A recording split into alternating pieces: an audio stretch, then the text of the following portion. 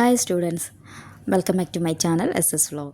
ഇന്ന് നമ്മൾ എടുക്കാൻ പോകുന്നത് 7 ഏജസ് ഓഫ് മാൻ എന്ന ചാപ്റ്ററിലെ ബാക്കി വരുന്ന ആക്ടിവിറ്റീസാണ്. കഴിഞ്ഞ ദിവസം നമ്മൾ അതിലെ ക്വസ്റ്റ്യൻ ആൻസർ ഒരു 4ഓളം ചോദ്യങ്ങൾ അതിൻ്റെ ഉത്തരങ്ങളും ഒക്കെ നമ്മൾ ഡിസ്കസ് ചെയ്തു. ഇനി ബാക്കി വരുന്ന ഭാഗമാണ് എടുക്കാനുള്ളത്. ഒരു കോളം ഫില്ല് ചെയ്യാനുണ്ട്, അതുമായിട്ട് ബന്ധപ്പെട്ട ഒരു പാരഗ്രാഫ് റൈറ്റിംഗ് ഉണ്ട്. ഇതൊക്കെയാണ് ഇന്ന് നമ്മൾ ക്ലാസ്സിൽ ഡിസ്കസ് ചെയ്യാൻ പോകുന്നത്. നമുക്ക് ക്ലാസ്സിലേക്ക് പോകാം. ഈ ഒരു കോളമാണ് ഫില്ല് ചെയ്യാനുള്ളത്. ഇതിലിപ്പം 3 ഭാഗമേ ഉള്ളൂ. ഇതിൻ്റെ മറുഭാഗത്തായിട്ട് ടോട്ടൽ 7 കോളമാണ് ഫില്ല് ചെയ്യാനുള്ളത്. അപ്പം നമുക്ക് നോക്കാം എന്തൊക്കെയാണ്. ഇതിപ്പം ബ്ലാങ്ക് ആയിട്ടാണുള്ളത്. ഞാൻ ഫില്ല് ചെയ്ത സ്ക്രീന് നിങ്ങൾക്ക് കാണാം. അതിൽ നമുക്ക് ഓരോരോ ഡിസ്ക്രിപ്ഷനും കീ ഇമേജിനും ക്യാരക്ടറിസ്റ്റിക്സൊക്കെ ഡിസ്ക്രൈബ് ചെയ്യുന്നുണ്ട്. അപ്പോൾ അതിനനുസരിച്ചിട്ടുള്ള എന്തൊക്കെയാണെന്ന് ഡിസ്ക്രൈബ് ചെയ്യാം. ഓക്കെ, നിങ്ങൾക്ക് സ്ക്രീനിൽ കാണാം ആദ്യത്തെ 3 സ്റ്റേജ് കംപ്ലീറ്റ് ആയിട്ട് ഫില്ല് ചെയ്തിട്ടുള്ളതാണ് കാണാൻ സാധിക്കുന്നത്. അപ്പം നമുക്ക് ഓരോന്ന് എന്താണെന്ന് എക്സ്പ്ലെയിൻ ചെയ്യാം. അപ്പം നിങ്ങൾ ശ്രദ്ധിക്കുക ക്ലാസ്സിൽ. ആദ്യത്തെ കോളത്തിൽ എന്താണ്, ഏജ് ഓർ സ്റ്റേജ് ആണ്. ഏത് ഏജാണോ അതിനെക്കുറിച്ചിട്ട് അതിൻ്റെ പേര് എന്താണ് അത് എഴുതുക. രണ്ടാമത്തേൽ ഡിസ്ക്രൈബ്, എങ്ങനെയാണോ ആ ഏജിനെ ഡിസ്ക്രൈബ് ചെയ്ത് വിവരിച്ചിരിക്കുന്നത് വെച്ചാൽ അത് എഴുതുക. മൂന്നാമത്തെ കീ ഇമേജറിയാണ്. അതിനു വേണ്ടി ആ ഏജിനെ ഡിസ്ക്രൈബ് ചെയ്യാൻ വേണ്ടിക്കൊണ്ട് ഉപയോഗിച്ചിരിക്കുന്ന കീ ഇമേജസ് ഏതാണെങ്കിൽ അത് എഴുതുക. അത് ലാസ്റ്റത്തെ കോളന്ന് ക്യാരക്ടറിസ്റ്റിക്, അതിൻ്റെ സ്വഭാവ ഗുണങ്ങൾ, ആ ഘട്ടത്തിൻ്റെ സ്വഭാവ ഗുണങ്ങൾ എഴുതുക. അപ്പോൾ ചിലത് ഒക്കെ ടെക്സ്റ്റിൻ്റെ അകത്ത് കൊടുത്തിട്ടുണ്ട്. ചില കീ ഇമേജറും ക്യാരക്ടേഴ്സ് ചിലതിന് എല്ലാത്തിൻ്റെയും ഇല്ല. ബാക്കി നമ്മൾ ഫില്ല് ചെയ്യണം. അപ്പോൾ നമുക്ക് നോക്കാം ഓരോന്ന്. ഫസ്റ്റ് സ്റ്റേജ് നിങ്ങൾക്ക് എല്ലാവർക്കും അറിയാം. ആദ്യത്തെ സ്റ്റേജ് എന്ന് പറയുന്നത് ഇൻഫാൻസിയാണ്, അല്ലെങ്കിൽ ബേബിഹുഡ് അല്ലേ, ശൈശവഘട്ടം. അതിനെങ്ങനെയാണ് ഡിസ്ക്രൈബ് ചെയ്തിരിക്കുന്നത്? A tiny baby who cries and vomits in the nurse's arm. Tiny, ചെറിയ കുട്ടിയാണ്. നേഴ്സസിൻ്റെ കയ്യിൽ കിടന്ന് എപ്പോഴും കരയുകയും അതുപോലെ തന്നെ ഛർദ്ദിക്കുകയൊക്കെ ചെയ്യുന്ന ഒരു കുട്ടിയായിട്ട് ഡിസ്ക്രൈബ് ചെയ്തിരിക്കുന്നു. ഉപയോഗിച്ചിരിക്കുന്ന ടെക്സ്റ്റിൽ അത് വേണ്ടിക്കൊണ്ട് ഉപയോഗിച്ചിരിക്കുന്ന കീ ഇമേജർ ഏതൊക്കെയാണ്? മ്യൂലിംഗ് ആൻഡ് പ്യൂക്കിംഗ്. മ്യൂലിംഗ് എന്ന് പറഞ്ഞാൽ ക്രൈയിങ്ങും, പ്യൂക്കിംഗ് എന്ന് പറഞ്ഞാൽ വൊമിറ്റിംഗ് അല്ലേ, കരയുകയും ഛർദ്ദിക്കുകയും ചെയ്യുന്ന. അതിൻ്റെ ക്യാരക്ടറിസ്റ്റിക്സ് ഓൾറെഡി ടെക്സ്റ്റിൻ്റെ അകത്ത് കൊടുത്തിട്ടുണ്ട്. ഇന്നസെൻറ്റ്, വൾണറബിൾ ആൻഡ് നീഡി അല്ലേ. ഇന്നസെൻ്റാണ്, വൾണറബിൾ അല്ലേ, എപ്പോഴും ഡിപ്പെൻഡൻ്റ് ആണ്, നീഡി അല്ലേ, എപ്പോഴും ഒരാളുടെ ആവശ്യം വരുന്ന സാഹചര്യമാണ്.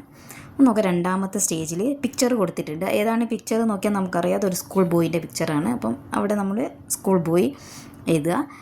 രണ്ടാമത്തെ അതിനെ ഡിസ്ക്രൈബ് ചെയ്തിരിക്കുന്നത് a young boy going sadly to school with a bag. ഒരു യങ് കുട്ടി അല്ലേ, ചെറിയ കുട്ടി വളരെ ഇഷ്ടമല്ലാതെ സ്കൂളിലേക്ക് പോകുന്ന, ബാഗൊക്കെ തൂക്കി സ്കൂളിലേക്ക് പോകുന്ന ഒരു കുട്ടിയായിട്ടാണ് ഡിസ്ക്രൈബ് ചെയ്തിരിക്കുന്നത്. അതിലുപയോഗിച്ചിട്ട് കീ ഇമേജർ എന്താണ്? Creeping like a snail. നിങ്ങൾക്ക് ഞാൻ തന്ന ചിത്രത്തിൽ നോക്കിയാൽ അറിയാം, സ്നെയിൽ അല്ലേ, ഒച്ച് എഴുതുന്നത് പോലെ ഇഴഞ്ഞു പോകുന്ന ഒരു കുട്ടി. എന്നുവെച്ചാൽ ഉച്ച വീഴെന്ന് വെച്ചാൽ കുട്ടിക്ക് സ്കൂളിലേക്ക് പോകാൻ താല്പര്യമല്ല, ഇഷ്ടമല്ലാതെ സ്കൂളിലേക്ക് പോകുന്ന കുട്ടി. അതിൻ്റെ ക്യാരക്ടറിസ്റ്റിക് അൺവില്ലിങ്, സ്ലോ, ലേസി. അൺവില്ലിങ് ആണ്, ഇഷ്ടമില്ല. സ്ലോ ആണ്, സാവധാനത്തിലാണ്. ലേസിയാണ്, മടിയോടുകൂടിയാണ് സ്കൂളിലേക്ക് പോകുന്നത്. ഓക്കെ, അടുത്ത സ്റ്റേജിലേക്ക് പോകാം. യൂത്താണ് യങ് മാൻ ആയിട്ട് അല്ലേ. A young man who falls in love and singing a sad song. A young മാനാണ് ഹു ഫോൾസ് ഇൻ ലവ് അല്ലേ, പ്രണയാതുരനായ ഒരു യങ് മാനാണ്. ആൻഡ് സിങ്സ് സാഡ് സോങ് അല്ലേ, വിരഹഗാനങ്ങളൊക്കെ പാടുന്നൊരു യങ് മാനായിട്ടാണ് ചിത്രീകരിക്കുന്നത്.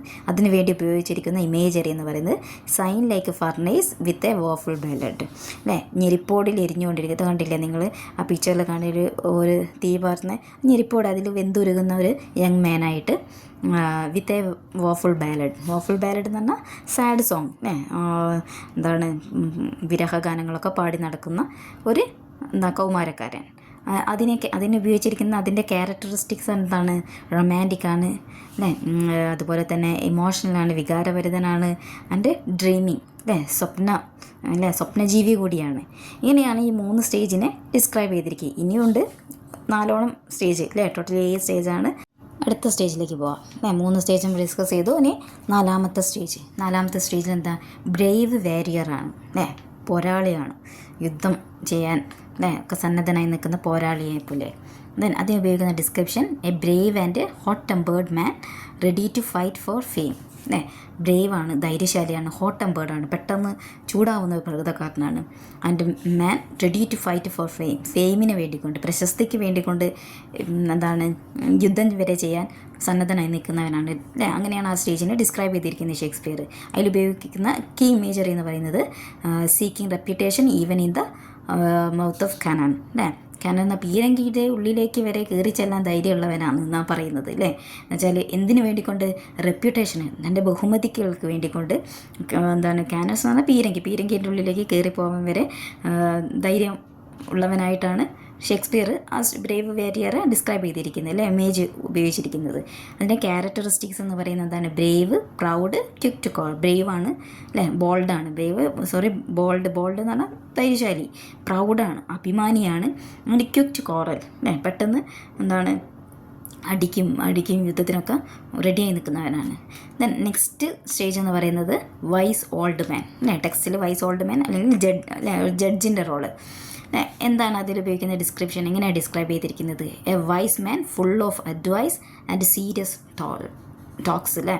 എന്താണ് എ വൈസ് മാൻ അല്ലേ, ബുദ്ധിശാലിയാണ്, ഫുൾ ഓഫ് അഡ്വൈസ് അല്ലേ. അഡ്വൈസുകളൊക്കെ നമുക്കറിയാം അല്ലേ, നമ്മൾ കണ്ടിട്ടുണ്ട് ഇങ്ങനത്തെ ഒരു മധ്യവയസ്കൻ നമ്മളെപ്പോഴും എന്താണ് ഉപദേശിച്ചുകൊണ്ടിരിക്കുന്നത് അല്ലേ. അതുപോലത്തെ ഒരു ക്യാരക്ടറാണ് ഇല്ലേ ജഡ്ജ്. ഒരു ഫുൾ ഓഫ് അഡ്വൈസ്, എപ്പോഴും അഡ്വൈസൊക്കെ ചെയ്യുന്ന, അതുപോലെ തന്നെ സീരിയസ് ടോക്ക് അല്ലെങ്കിൽ സീരിയസ് ആയിട്ടുള്ള കാര്യങ്ങളൊക്കെ ഡിസ്കസ് ചെയ്യുന്ന ആളായിട്ടാണ് ഡിസ്ക്രൈബ് ചെയ്തിരിക്കുന്നത്. ഉപയോഗിക്കുന്ന key imagery full of wise, saves and saws and modern instances അല്ലേ.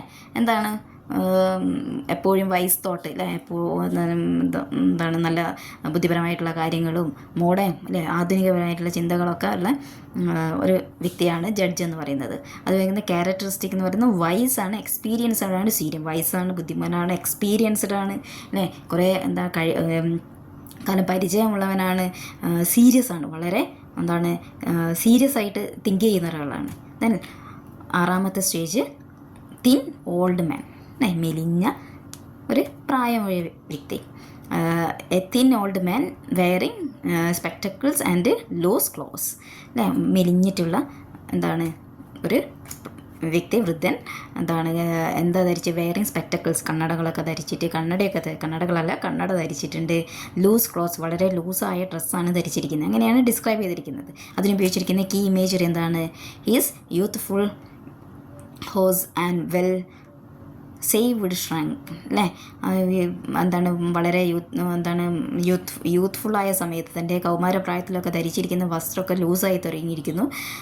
അവൻ ട്രൗസറൊക്കെ വളരെ അന്ന് ഉപയോഗിച്ചിരിക്കുന്ന ട്രൗസർ ഒക്കെ ഇപ്പം വയസ്സാകുന്ന സമയത്ത് വളരെ ലൂസായി തനിക്ക് പറ്റാത്ത രീതിയിലായിരിക്കുന്നു അല്ലേ. അതിൻ്റെ ക്യാരക്ടറിസ്റ്റിക് എന്ന് പറയുന്നത് വീക്ക്, തിൻ, ഫോർഗെറ്റ്ഫുൾ. വീക്കാണ്, ക്ഷീണിതനാണ്, തിന്നാണ്, മെലിഞ്ഞിട്ടാണ്, ഫോർഗെറ്റ്ഫുള്ളാണ്, മറവിയുണ്ട് അല്ലേ. Then last stage of life അല്ലേ. ലാസ്റ്റ് സ്റ്റേജ് ഓഫ് ലൈഫ് എന്ന് പറയുന്നത് എന്തായിട്ടാണ്, സെക്കൻഡ് ചൈൽഡ്ഹുഡാണ് അല്ലേ. ലാസ്റ്റ് സ്റ്റേജ് എന്ന് പറയുന്നത് the final stage of life resembling infancy and marked dependency. Resemble എന്ന് താരതമ്യം ചെയ്യില്ല, എന്തുമായിട്ട് ബന്ധപ്പെട്ടിരിക്കുന്നതാണ്, ഇൻഫാൻസി, ശൈശവകാലമായിട്ട് ബന്ധപ്പെട്ടിരിക്കുന്നതാണ് ലാസ്റ്റ് സ്റ്റേജ്. അങ്ങനെയാണ് ഡിസ്ക്രൈബ് ചെയ്തിരിക്കുന്നത്. ഇതിനുവേണ്ടി ഉപയോഗിച്ചിരിക്കുന്ന കീ ഇമേജറി എന്താണ്, last scene of all the ends this strange eventful history എന്നാണ്. അങ്ങനെയാണ് കീ ഇമേജറി എന്ന് വെച്ചാൽ അവസാനത്തെ ഘട്ടമാണ് അല്ലേ. ഇത്രയും കാലത്തെ ഈവൻഫുള്ളായിട്ടുള്ള ജീവിതത്തിന്, ഹിസ്റ്ററിക്ക്, തൻ്റെ ജീവിതത്തിന് അവസാനം കുറിക്കുന്ന സമയം. Then characteristics helpless and dependent. Helpless ആണ്, ഡിപ്പെൻഡൻ്റ് ആണ്.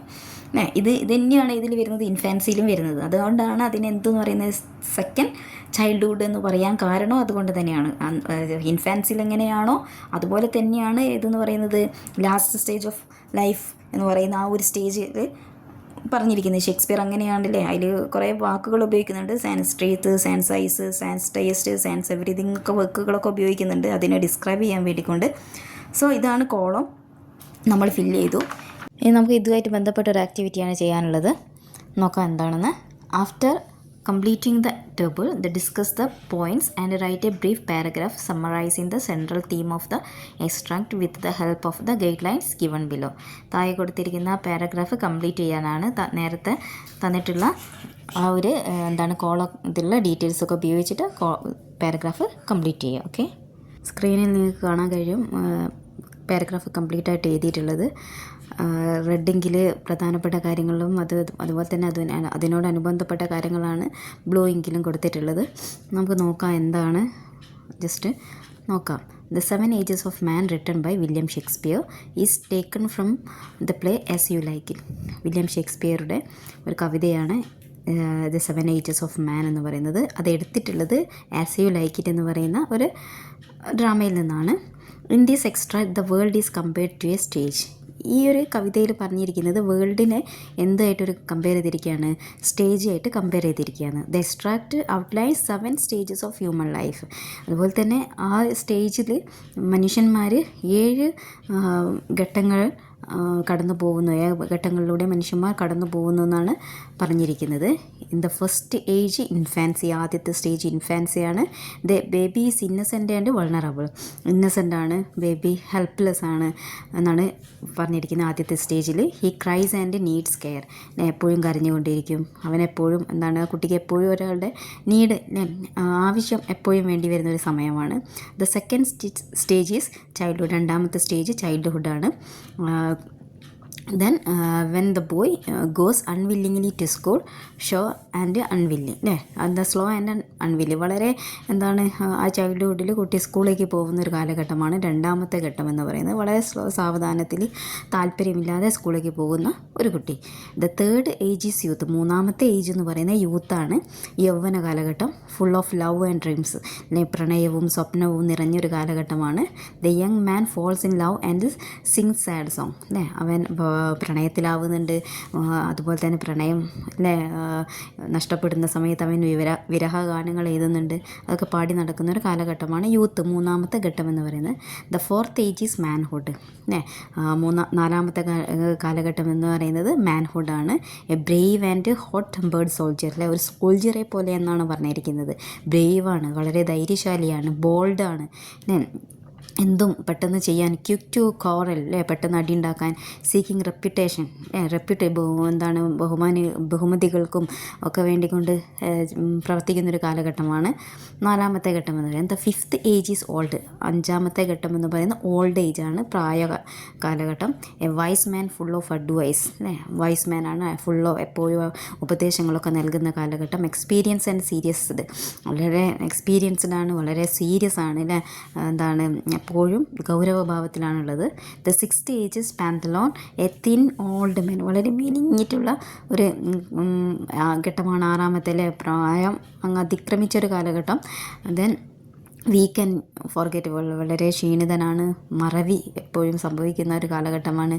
വേറെ സ്പെക്ടക്കിൾസ് ആൻഡ് ലൂസ് ക്ലോത്ത്സ്, വളരെ ലൂസായ വസ്ത്രവും അതുപോലെ തന്നെ കണ്ണടയൊക്കെ ധരിച്ചിട്ടുള്ളൊരു ഘട്ടമാണ്. The seventh age and the last age is second childishness and mere oblivion, അല്ലെ, മറവിയുടെ പൂർവ്വ മറവിയുടെ കാലഘട്ടം. അതായത് സെക്കൻഡ് ചൈൽഡ്ഹുഡാണ്, രണ്ടാമത്തെ കുട്ടിക്കാലം ആണ് അവൻ അവസാനത്തെ ഘട്ടം. ഏഴാമത്തെ stage when a man becomes helpless and depend like A child. ഒരു കുട്ടി എങ്ങനെയാണോ, അല്ലേ, ശൈശവത്തിൽ ഒരു കുട്ടി എങ്ങനെയാണോ മറ്റുള്ളവരുടെ, അല്ലെ, അമ്മയുടെ, നേഴ്സിൻ്റെ ഒക്കെ എന്താണ് നീഡ് ആവശ്യമായി വരുന്നത്, അതുപോലെ തന്നെയാണ് ഏത് കാലഘട്ടം എന്ന് പറയുന്നത്, ഈ ലാസ്റ്റ് സ്റ്റേജായ സെവൻത്ത് സ്റ്റേജും. Thus the central theme of the extract the journey of human life. ഈ ഒരു കവിതയുടെ എന്താണ് സെൻട്രൽ തീം എന്ന് പറയുന്നത്, പൂർണ്ണ ആശയം എന്ന് പറയുന്നത് എന്താണ്, the journey of human life. Human ലൈഫിൻ്റെ ജേണിയാണ്, മനുഷ്യ ജീവിതത്തിൽ യാത്രയാണ്. From birth to old age, അല്ലേ, ജനനം മുതൽ മരണം വരെ, ഓൾഡ് ഏജ് മരണം വരെ എന്ന് പറയാം. Then Shakespeare shows that life is A series of changes, അല്ലേ, ഷേക്സ്പിയർ പറയുന്നു ജീവിതം എന്താണ്, ഒരു സീരീസ് പോലെയാണ്.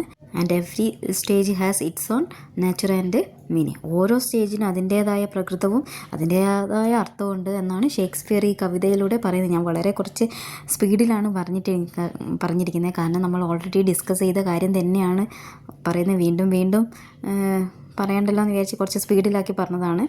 ഓക്കെ, ഇനി നമുക്ക് അടുത്ത ആക്ടിവിറ്റിയിലേക്ക് പോവാം. ആക്ടിവിറ്റി എന്ന് പറഞ്ഞാൽ നെക്സ്റ്റ് ആക്ടിവിറ്റിയാണിത്. ഇതിലെ ഫസ്റ്റ് ഭാഗം എന്താണെന്ന് നോക്കാം. ആക്ടിവിറ്റി 1 ഒന്നാമത്തെ ചോദ്യം, read these line from the extract. താഴെ കൊടുത്തിരിക്കുന്ന ഭാഗം ഒന്ന് വായിച്ചു നോക്കും, കവിതയുടെ ഭാഗമാണ്. And then the whining school boy with his satchel and shining morning face creeping like a snail unwilling to school. ഇത് കവിതയിലെ തന്നിരിക്കുന്നൊരു ഭാഗമാണ്. Here the writer compares the school boy unwilling walk to go to school to a snail's slow pace. The writer uses the word like to make the comparison. This is a figure of speech. Do you know what it is? അപ്പോൾ ഇതിൽ പറഞ്ഞിരിക്കുന്നത് എന്താണ്? ഇതൊരു figure of സ്പീച്ചിനെ കുറിച്ചിട്ടാണ് ഈ കവിതയിൽ ഈ ഒരു ഭാഗത്തിനെ തന്നിട്ട് പറയുന്നത് എന്താണ്? സ്കൂൾ ബോയ് എന്നാണ് രണ്ടാമത്തെ സ്റ്റേജാണ് സ്കൂൾ ബോയ് എന്ന് പറയുന്നത് അല്ലേ. ആ സ്കൂൾ ബോയ് ആ സ്റ്റേജിൽ ആ കുട്ടി സ്കൂളിലേക്ക് പോകുന്നതാണ്. സ്കൂളിലേക്ക് പോകുന്നത് എങ്ങനെയാണ്? ക്രീപ്പിംഗ് ലൈക്ക് എ സ്നെയിൽ എന്നാണ് അല്ലേ. ഒച്ച് എങ്ങനെയാണോ എഴഞ്ഞു പോകുന്നത് അതുപോലെ അല്ലേ. ഒച്ച് വളരെ സ്ലോലിയാണ് എഴഞ്ഞു പോവുക. അതുപോലെയാണ് കുട്ടി സ്കൂളിലേക്ക് പോകുന്നത്. അൺവില്ലിങ് താല്പര്യമില്ലാതെ സ്കൂളിലേക്ക് എഴഞ്ഞു പോകുന്ന ഒരു കുട്ടീനെ ആയിട്ടാണ് രണ്ടാമത്തെ ഘട്ടത്തെ കമ്പയർ ചെയ്തിരിക്കുക. ഈ കമ്പയർ ചെയ്യാൻ വേണ്ടിക്കൊണ്ട് കവി ഉപയോഗിച്ചിരിക്കുന്ന ഒരു വാക്കാണ് ലൈക്ക് എന്ന് പറയുന്നത്. അപ്പം അതുമായിട്ട് ബന്ധപ്പെട്ട ഒരു ഫിഗർ ഓഫ് സ്പീച്ചാണ് പറയുന്നത്. അതുമായിട്ട് ബന്ധപ്പെട്ട ബാക്കിയുള്ള കവിത എന്നുള്ള ഭാഗം എടുത്തിട്ട് എഴുതാനുമാണ് ചോദ്യം തന്നിരിക്കുന്നത്. അപ്പോൾ ഇതിൽ ഉപയോഗിച്ചിരിക്കുന്ന എന്താണ് ഫിഗർ ഓഫ് സ്പീച്ച് എന്ന് പറയുന്നത്? എന്താണ്? സിമിലി. സിമിലി എന്ന് പറയുന്ന ഒരു ഫിഗർ ഓഫ് സ്പീച്ചാണ് കവി ഈ കവിതയിൽ ഉപയോഗിച്ചിരിക്കുന്നത്. എന്താണ് സിമിലി എന്ന് പറയുന്നത്? Simile is a figure of speech that compares two different things using the word like or as it states that one thing is similar to another. എന്താണ് സിമിലി എന്ന് പറയുന്ന ഒരു ഫിഗർ ഓഫ് സ്പീച്ചാണ് അത് എന്തിനു വേണ്ടിക്കൊണ്ടാണ് ഉപയോഗിക്കുന്നത്?